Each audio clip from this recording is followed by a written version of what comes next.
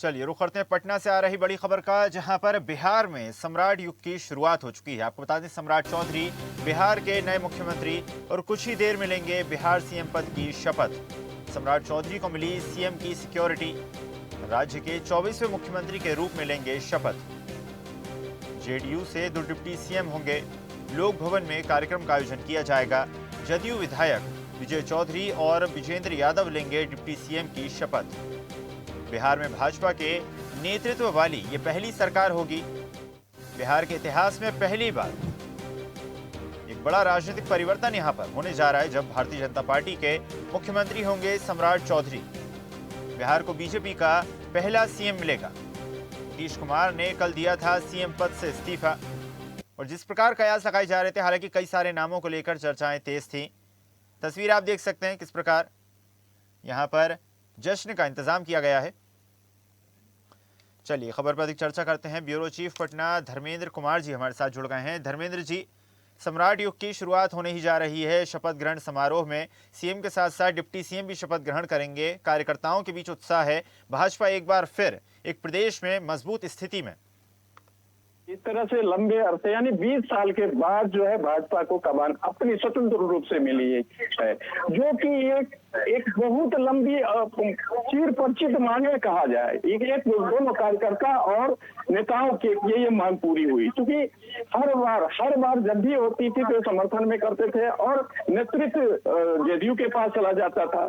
तो इस बार जो है इतिहास के पहली बार बिहार में भाजपा की सरकार की कमान सम्राट चौधरी के हाथों हुई है, और कुछ क्षणों में वो शपथ ग्रहण समारोह लोक भवन में लेंगे।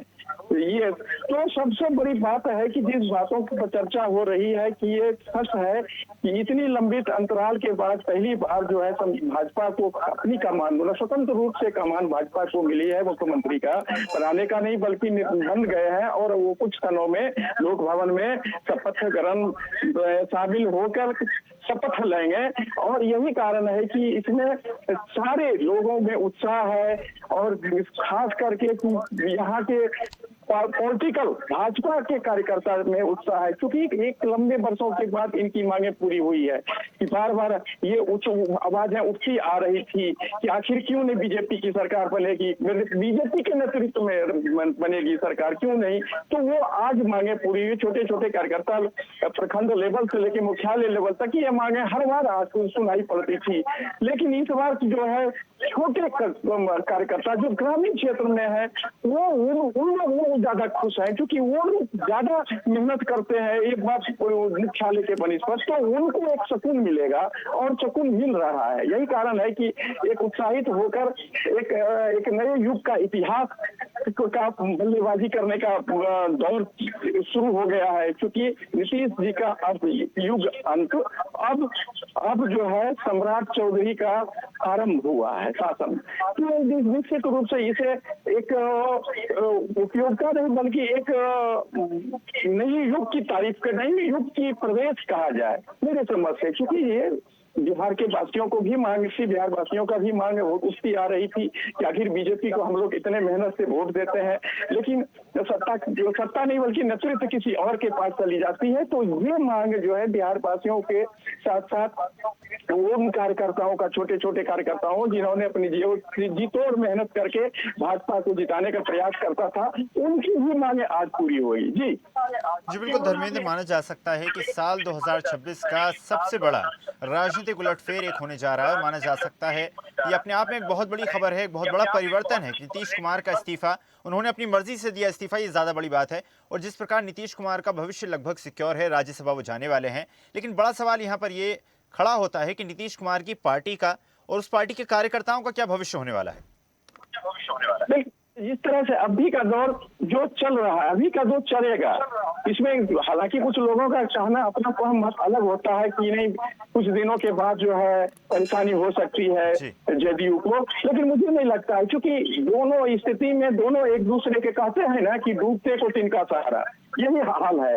और जो परिस्थिति बनती आ रही है उसमें ये समय जो है संतुष्ट बने एक सही ढंग से चुना गया है। यही कारण है कि अभी फिलहाल कोई ऐसी परिस्थिति नहीं दिख रही है कि कहीं कोई तरह की परेशानी होगी। आने वाला वक्त बताएगा को खैर कि पॉलिटिकल में न कोई किसी का दुश्मन हुआ है न कोई दोस्त। यानी कहने का तात्पर्य यह है कि हमेशा एक तरह से माना जाए कि पॉलिटिक्स में सभी लोग दोस्त हैं और सब कुछ जायज है।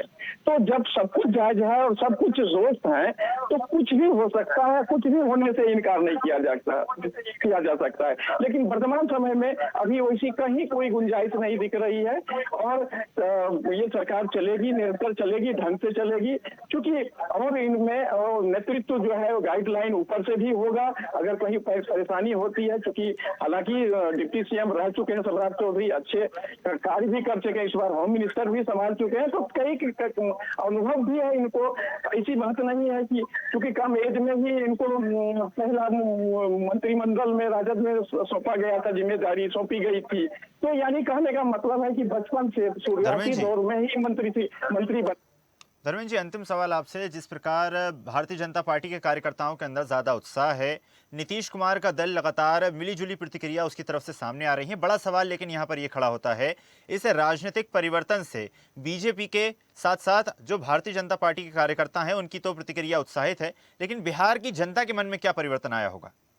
देखिए फिलहाल अभी चूंकि सबका एक तरह से ये था कि चूंकि नीतीश जी का कई कार्यक्रम में वैसा एक बयान भी आ जाता था जो कि थोड़ा सा आहत हो जाते थे, कई सवाल हुआ था।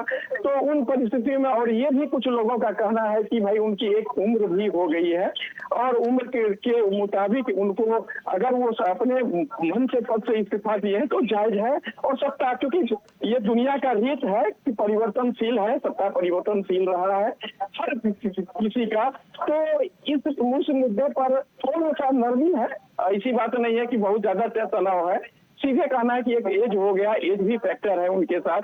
तो इन परिस्थितियों को देखते हुए बिहार वासियों को लगता है कि चलो ये ठीक है, इन्होंने 20 साल तक अपनी कमान संभाल रखी थी, जो भी जैसे हो ढंग से ही चलाया बिहार को, लेकिन अब परिवर्तन होनी चाहिए। तो परिवर्तन हो गया है और मुझे लगता है कि जनता भी थोड़ा सा उत्साहित है। इसमें अभी कोई टीका टिप्पणी करने से परहेज कर रहा है जनता यहाँ की। जी बिल्कुल धर्मेंद्र जी, माना जा सकता है इस राजनीतिक परिवर्तन का क्या सिला निकलेगा ये तो आने वाला वक्त ही बताएगा। आपका धन्यवाद जुड़ने के लिए और जानकारी साझा करने के लिए। और ऐसी ही ताजा खबरों के लिए लाइक, फॉलो और यूट्यूब पर सब्सक्राइब कर बेल आइकन जरूर दबाइए और हर अपडेट के लिए विजिट कीजिए स्वदेशलाइव.com।